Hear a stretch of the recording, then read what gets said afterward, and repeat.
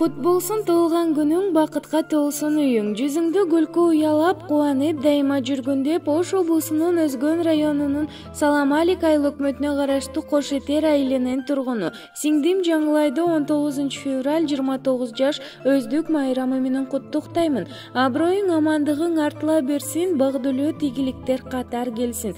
Коноктор үзүлбөстөн кот тартуулап, үй ичиң шан шөкөткө толо берсин. Ардактуу Жаңылай, сага бекем ден соолук, узак өмүр, ачык маанай, тоодой бакыт, көлдөй ырыскы, бакубат бактылуу турмуш каалаймын. Дайыма ойлогон тилектериң орундалып, биздин бактыбызга бар бол деп Москвадан эжеси Тилекбүй куттуктайт.